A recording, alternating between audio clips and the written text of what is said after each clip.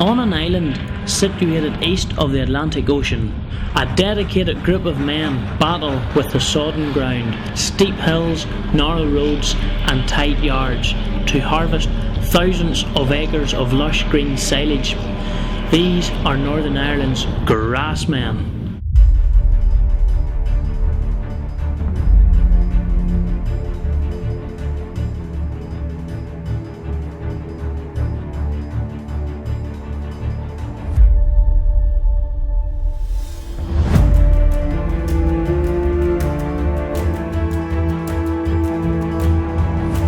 Driver like you stouter. And if you can't be howler, you have to rider.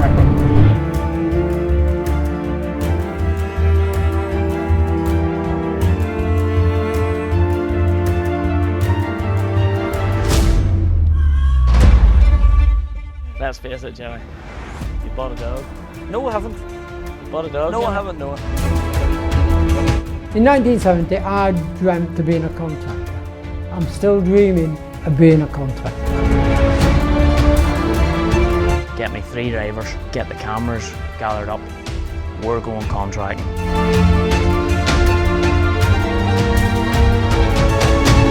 that old saying, if it has wheels or a skirt, it's going to give you problems. The 11090! Oh, yeah, girl!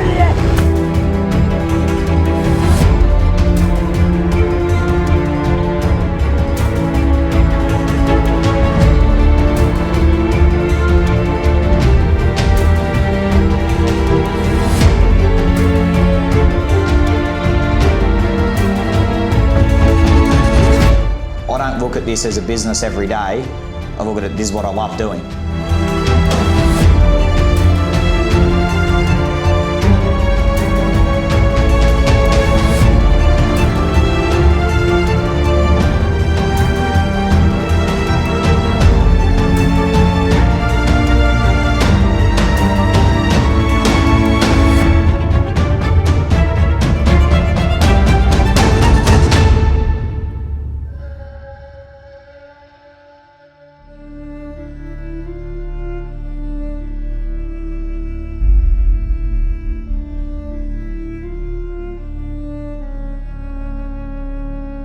You see, it's not about the money, hours or weather.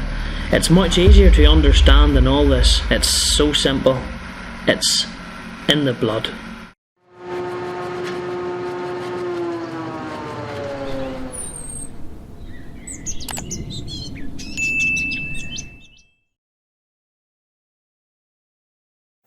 So today basically is the big day. It's 15 years of GRASSMEN. And we're all excited. We're pushing out new merchandise. It's a massive day. We'll dive straight into it, Gareth. Yes. You started the business 15 years ago today. The first bit of merchandise was sold for GRASSMEN. And that's how I count it. Technically, the business started maybe nearly a year before that. Yeah. But in my head, until you make a sale, until there's paperwork, until there's money made, you've no business. Well, even if you go back, you'd say about the previous year before that, whenever you boys were doing lorry CPCs and that there, did you ever think the business would be where it is today into what it's grown into? No, honestly. It really was a hobby, and I want everybody to genuinely understand that. It was something to do on the side. It was a case of, in my life, I just felt that I couldn't give any more to the career path that I was on. And I just thought, if I put this energy into myself in a roundabout way, but I never. And it's the question everybody asks. It's a brilliant question because everybody asks it every year at the shows, did you ever think it would be like this? And we didn't. Moving on to the next question then, how does it feel to be basically the OG of this kind of carry on? That's a Cammy phase. Cammy always says you're the OG.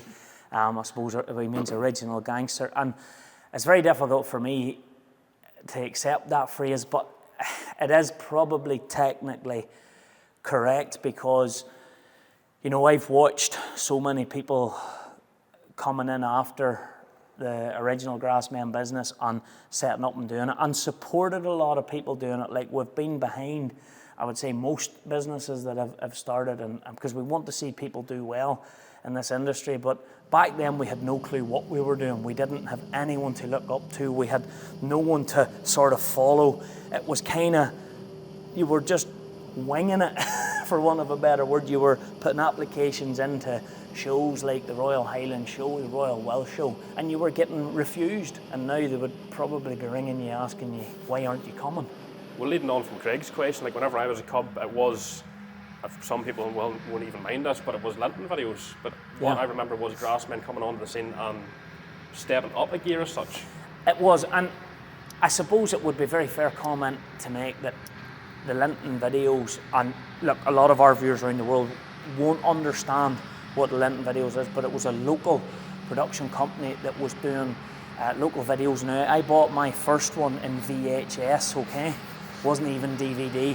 Everybody was watching this, and I just remember thinking, oh, if we could add this angle or add that angle and get some more, rather than just talk about what's happening, if we could get people to explain to us what's happening, it would be really cool. And I suppose that the very first DVD really was almost a mimic of a linting video, because it was all we had to work. I mean, the first camcorder we used, boys, recorded onto a tape, a small tape this size. It wasn't even a memory card. I think 17 years ago was the first video we put on YouTube. YouTube was new. Well, what was the motive to go from the CPCs down the video route? Well, the company Mover Limited, which is our company, the mothership of the business, it was ideally set up. I was thinking about, my early dream was training school. I thought I would be, HGV training, maybe like forklift training, maybe like, because I really always enjoyed that. And there would have been a bit of a relationship with what my father was doing. My father was a driving examiner, and he taught people to drive lorries. That's what he did. And I always had an interest in that. So I thought, this would be he didn't have his own business, but I thought if I could do this as my own business, from watching the videos, loving the driving, I was like, let's have a go. And we had a go. But again, it was, the whole concept was to try and use it as a bit of a cash cow, to make a few bob, to get the training business up and running. And it just boom. Took off. It took off, and then all focus went to GRASSMEN. What was it like landing out to the field for the first time and explaining to whoever was in you were filming that day? Ironically, this is a brilliant question, Craig, brilliant question. I get where you're coming from. You're landing into someone, they're like, you want a what? You want a video of boys cutting silage, us cutting silage, for what? Oh, we're going to make a video. Why? Oh, you can't even say you're going to put it out, that's for YouTube. Who wants to watch people cut? I mean, explaining it to my family was the hardest bit. But the getting out and explaining to people. But you see, when you had a video made, like your first DVDs, like when we did our first launch night, I was like, we've really cracked it. And I suppose Full of the Pipe, whilst In the Blood's always going to be my favourite, because it showed me that we had a business, Full of the Pipe is the one that had different angles. I mean, I had a company car from Joseph Morton Seeds Limited, an old Skoda, and that was our first rolling shots, sitting in the boot, holding a camera between your legs, trying to get, but we had never seen shots like that before. Yeah. You boys wouldn't even, you boys were still in the Pampers. You were anyway. You were anyway, Craig. So what was the initial vision whenever you started GRASSMEN? Oh, good question. Do you know, probably the truth, I don't really know.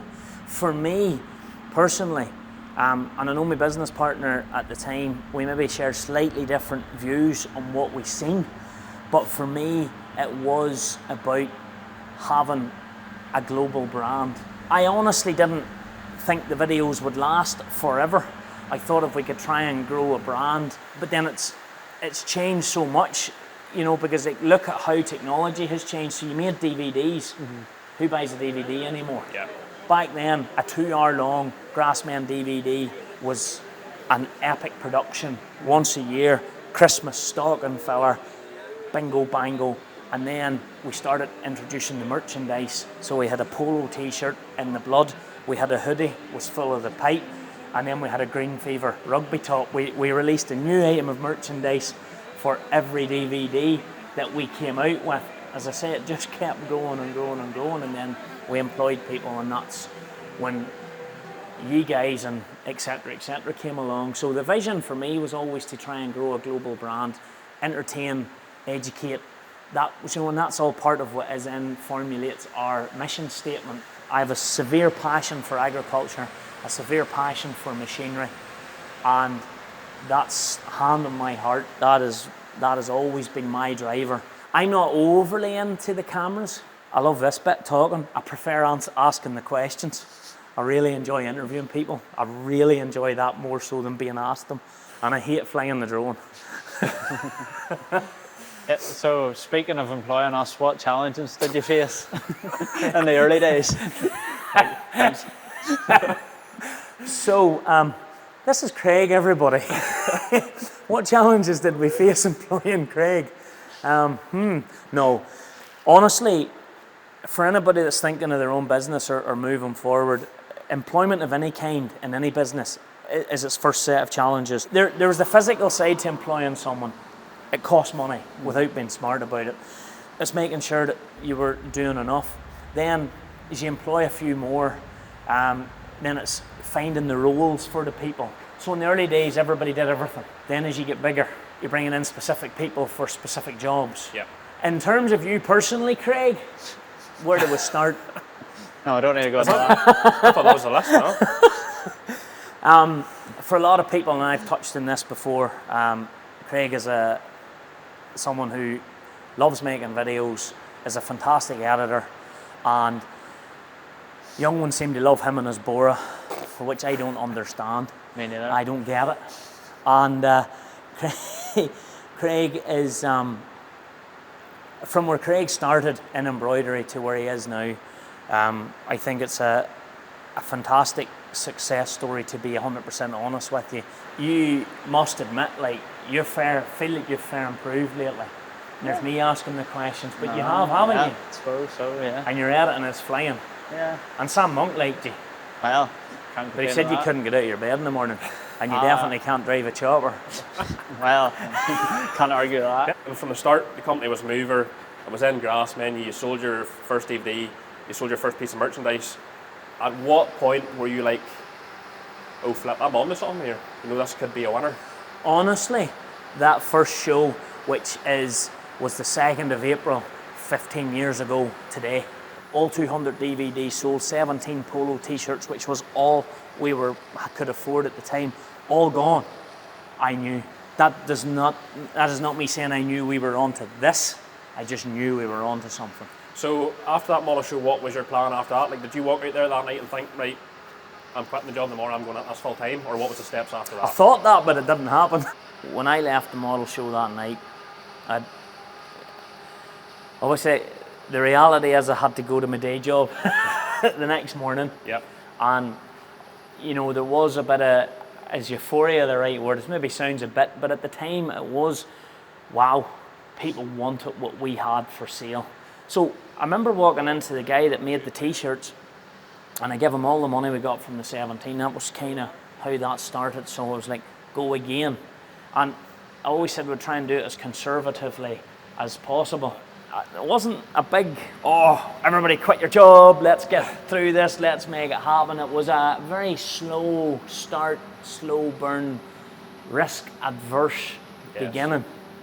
And then after a few years, we really, really ramped it up. Yeah, so GRASSMEN's come a long way since the first DVD. What milestones created the biggest impact on the business? After a few years, you'd invested in your first, really the first machine that we bought was the 164, a lorry. And the idea of it was to train people, to help people, but then that wasn't working out. Turning up to a show with a lorry and doing all of that, that was a big thing for us, but it also was driving the we could see, when people started queuing and coming to see us, then we made the old shop, which is in here as well. When we moved over and did more in the UK, we became more popular there. We had to be there more. Then it was Wilson's. I mean, that was an epic 4-part series on Harry Wilson and his business. And that was just, that one probably got us the most respect on an international level. And we had teamed up with Profi at the time, And next thing, you know, you would be traveling around at shows and people would be talking to us from all over the shop, and they had watched this and they were very respectful because it was, you know, and then from then it was how much more big can we take it. I think 2 Legends and a Donkey and Donkey contracts were probably the 2 hardest to pull off. Literally putting your money where your mouth was, buying old machines, having the craic. And you had the Legends, as in Jimmy and Mike, and then the Donkey. And you know, it just all worked. We got our first drones, first epic shots, the sun was shining. Just couldn't have been nicer. But I remember it really overwhelming me because there was so much happening. Your honour for a diesel.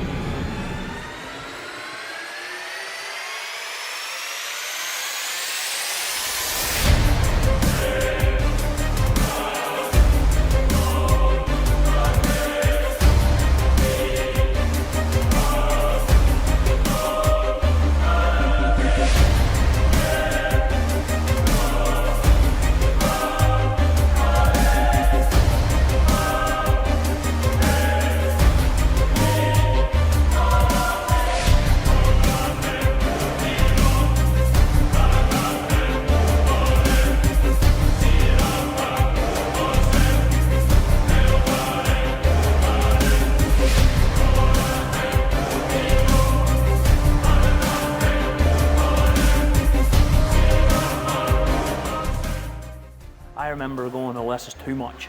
I've took on too much here. You know, It's not like you. no. That's a wee day in the office. That was tough. Now that was tough. I remember it feeling the pressure at that time, and then we introduced Kirsty, and then I suppose 8-9 years ago, at this stage, we just went on an absolute growth spurt. We really drove on the merchandise. We started making our own merchandise. We brought in our own machines. We took on the shop, and we just went for it. And we had the success we had was growth and growth and growth for a few years in a row, where we had to nearly slow it down because this was going so fast. Well, looking back at the first DVD compared to the videos that the 2 of us sort of do now, what are the main changes, or what's the main differences? No, the first ones were better. Oh, right, okay, fair. I mean, there's no doubt about that. I mean, you know, I was doing the talking. Oh, know, yeah, that's the problem. With my wee lisp and all. On an island situated east of the Atlantic Ocean. Ireland's GRASSMEN, like, come on.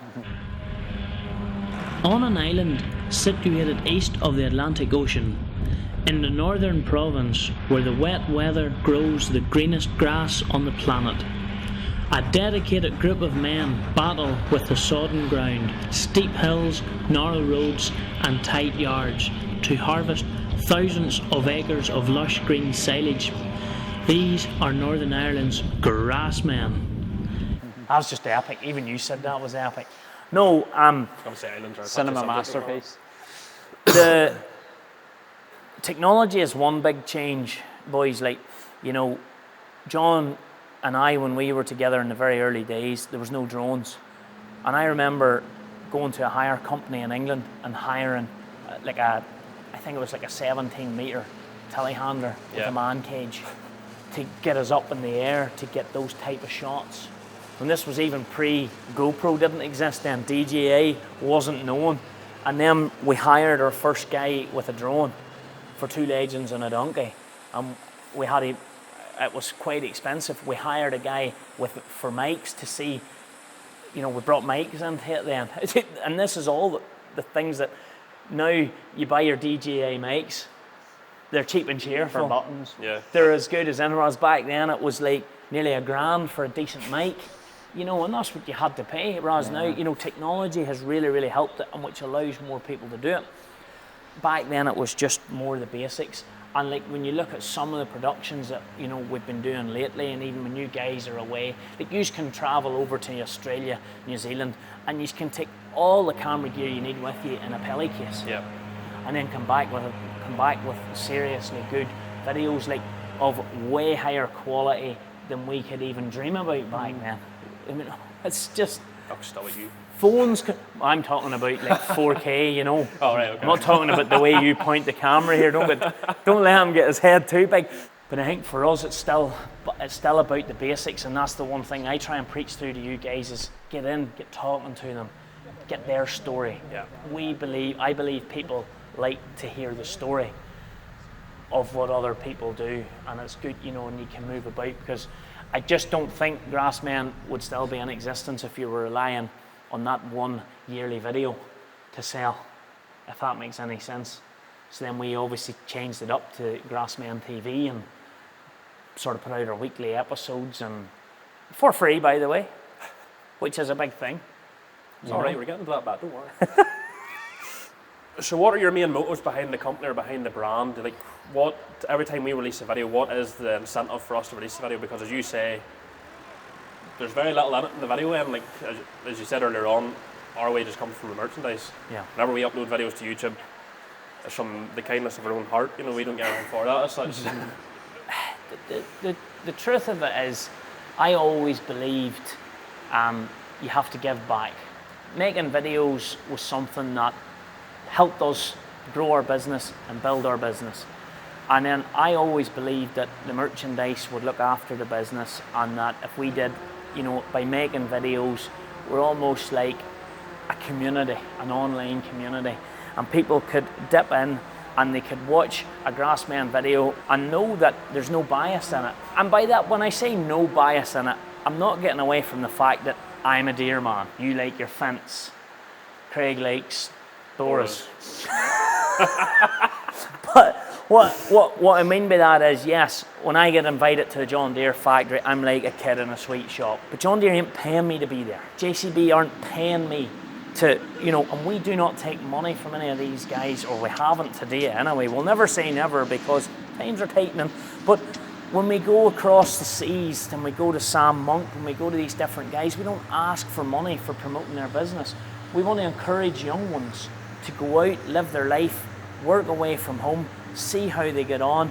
And that is the motive. Genuinely, the motive is, back to our mission statement, is, you know, to educate, let people enjoy what we love, and then we believe our community, the brand, supports that. So when someone comes on and buys a 15-year top, they are ultimately paying their membership or subscription, which helps keep the videos. And that was always my belief.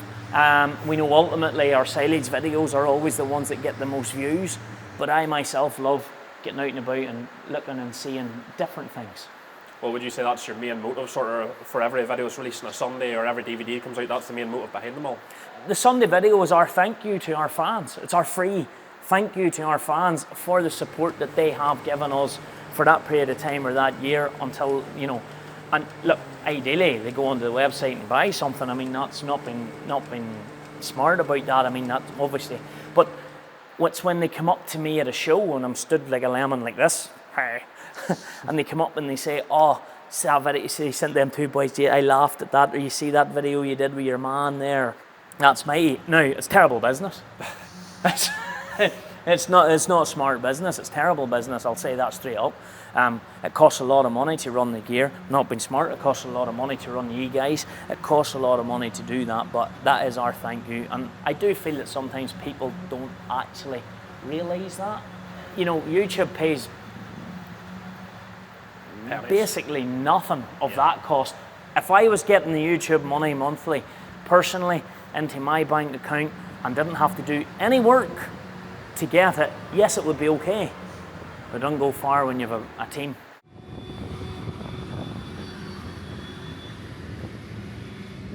Right, Dave, going back to whenever you started, even whenever the brand was born, what was the first piece of merchandise released or sold? Probably the first thing released by GRASSMEN would have been DVD, which was It's in the Blood, and then that was closely followed by the start of the merch, so black hoodie, black polo shirt, and that is what the merch started out with. So today is actually an anniversary of when the first sale was actually made, so that is what we are celebrating 15 years of. How did a few branded hoodies grow into the global phenomenon that GRASSMEN is now? The loyal support of our fan base, the community we've built across the social channels, the road shows, getting out and about and meeting the different contractors, filming. So I'd say the community that we've built, the merch has definitely grown a lot in that time period. In my time here, we have probably quadrupled the range of merch we do, and it's meeting the demand, but it's also the support of our fans that we built, getting out on the road, and it's just kind of crazy where the merch came from to where it is now, the quality, and we've brought it in-house. It's allowed us to supply employment locally as well, which is something that we've advocated for, and it just means we've been able to do so much more and build that upon that. Well, you're sort of the main man in here, like you're king of the merch whenever it comes to GRASSMEN. Like, what does the brand mean to you whenever you're out on the road or out at shows and you see the logo on somebody's back? Seeing that logo when you're out and about, like, it is kind of random at times. You know, you could be out for dinner in a random area and you just see the merch there, and it's humbling for me to see that, you know, from something that we have designed and created in Ballymena, what we think is a small scale operation. It's just kind of, it makes you proud to be part of the brand, and proud to be on board with something that has grown and is still succeeding. So tell us a bit about the flagship store and sort of the thought process and the opening a shop in Ballymena. You know, how does that go down in the local community? So the flagship store was started out as a pop-up, so that would have been popped up every winter for Christmas. We then went full-time with this in 2018, which at that time most people was pulling back from retail. And us being us, we went the opposite way and we put full scale into retail. And we've now been running the shop full-time for 6 years. And it's been incredible to see the support, the people that travel to the shop from all over the world, not just UK and Ireland. It's pretty insane. And the community support is great as well. You know, we have a lot of locals that maybe didn't know about the brand that is popping in to ask what we actually do. And again, that's humbling to see and something to be proud of for the brand. Where is the brand going in the next 5 years?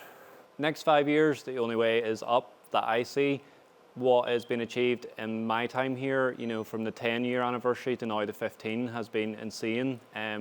The growth, and as I said again, quality, not just over what we're doing with merch and clothing, but videos and getting out worldwide, I think is something that we'll be pushing forward with. 10 years brought us a new tractor though, Slate. Yeah. Is there anything coming for 15 years? It's a bit early. The truth of the matter is, where we currently are, we're in a precarious place. It's one of those years, Craig, where we're not going to go mad. But having said that, me being me, I have, there are a few things happening to celebrate 15 years, a little bit earlier, they're not all finished yet. One is my beloved 164, the first lorry that we ever had. For the lorry buffs out there, it's a 164, 2004, just about 500,000 kilometres from new, with an air front axle, manual gearbox. This thing, if we do it right, is going to be like pure hen's teeth. Behind me, Craig, is my 15-year tractor plan. Basically, I've been saying it for years and years and years. I'm going to give this Magnum a bit more love now. I want to get her set up in the horsepower, and I want her in the field doing something proper. That's the plan. And she's actually ready to go to the guy that's going to start working on her. Towards the end of this year, there will be a new addition to the fleet. So I had a visit from the three guys from Power Legends, and if you haven't checked out Power Legends, go on to TikTok and look them up. They have a fascination with finding old Deeres, your 55 series, 7810s, 8410s, all with the big engine, 7920s, and 8530s, all with the big engine. So they are buying those up and restoring them. And if you buy a Power Legends tractor, it's like buying a Shelby Mustang. We will be filming it with them over there because I think what they do is fantastic. And there is a TikTok of the one that I have bought. I was going to say, do you want to just give it all away here? Or? Yeah, I don't mind. I don't mind. It is what it is. I mean, I'm buzzing about it. Mm-hmm. Well, in an ideal world, where do you see GRASSMEN come the 20-year anniversary? One, I never expected it to be here. So, as every bit of growth comes along, we'll have to change our output of what we're thinking. What I really like seeing is the manufacturers, when they ring me and they chat to me, and you know, I'm aware of even this year. This year's a big year for agricultural machinery. At this stage, we're not saying much about it, but we are saying there's going to be pre-release machines There's going to be prototype style machines that we are going to spend time filming that will be launched in due course. I love that when you have that respect coming from manufacturers. So keep on doing that.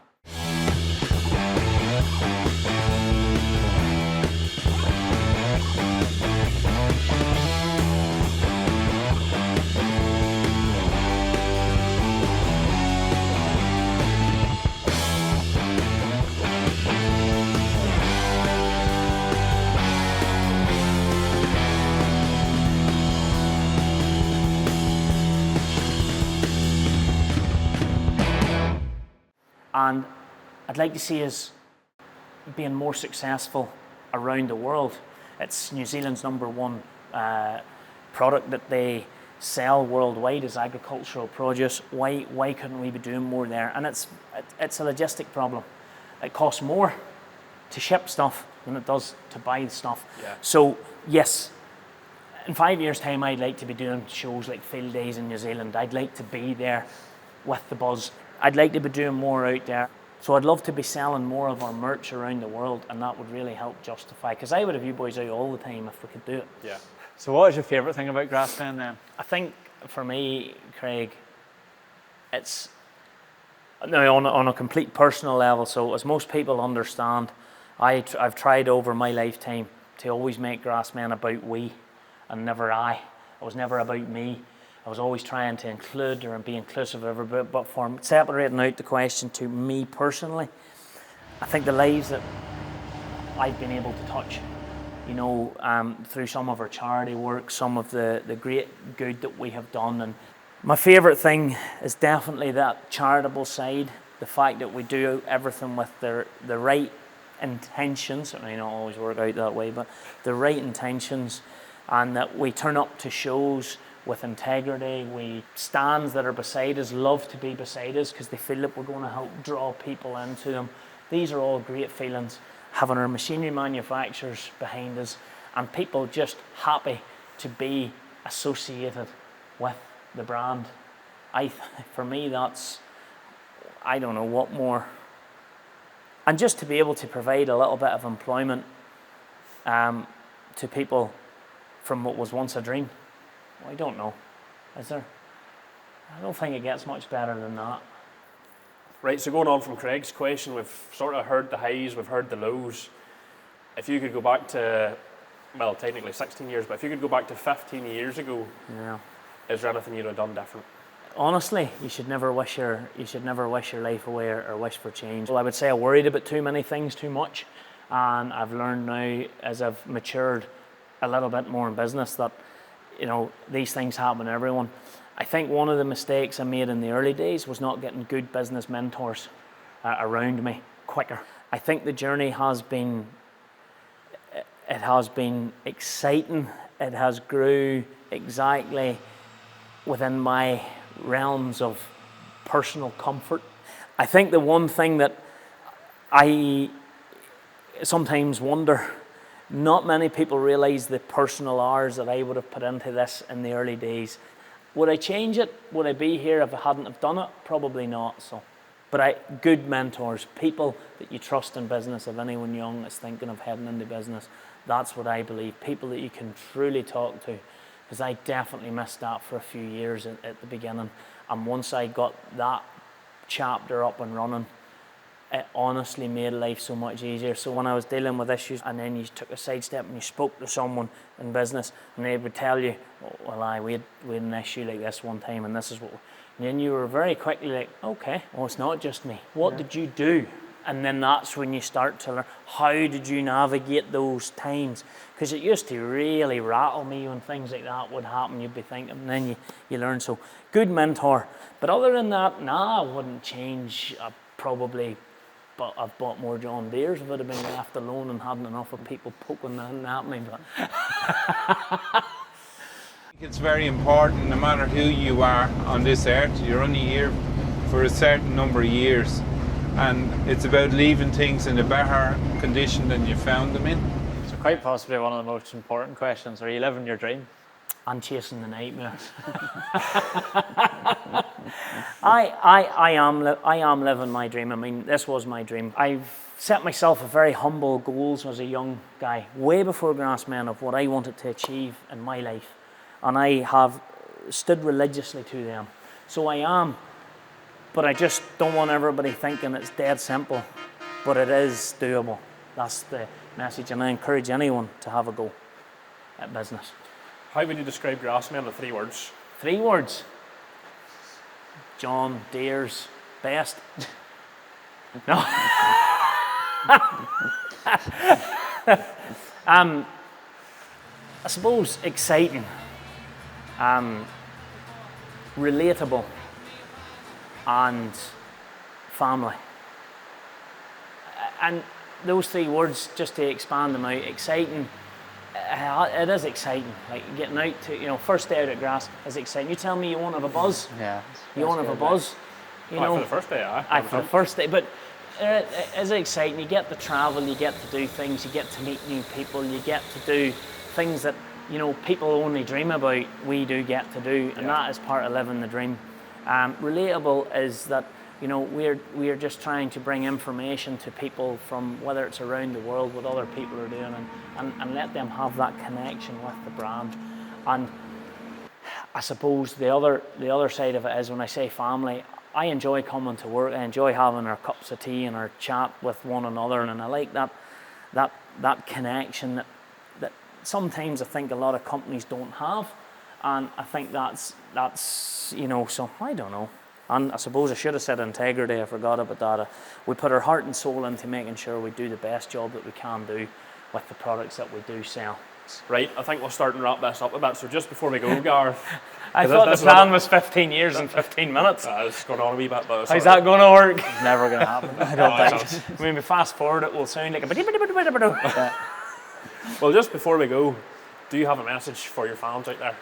Yeah, look, to each and every fan that has supported us over the years, and even if you're not a fan, thanks very much to everyone who has watched the videos, supported us at shows, a part of our online community. And the message that I have is, you can do things that you maybe never thought you could do. We are living proof of that.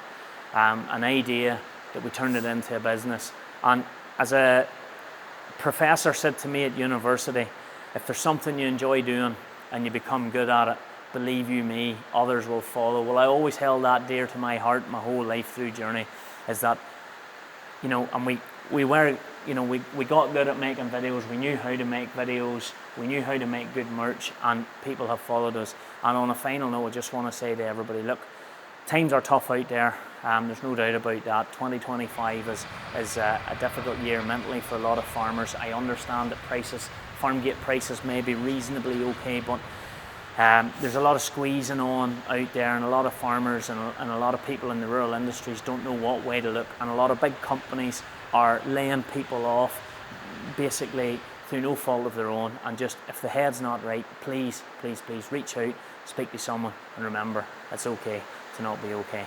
And thanks for the last 15 years, and here's to the next 15. Keep her lit, everybody.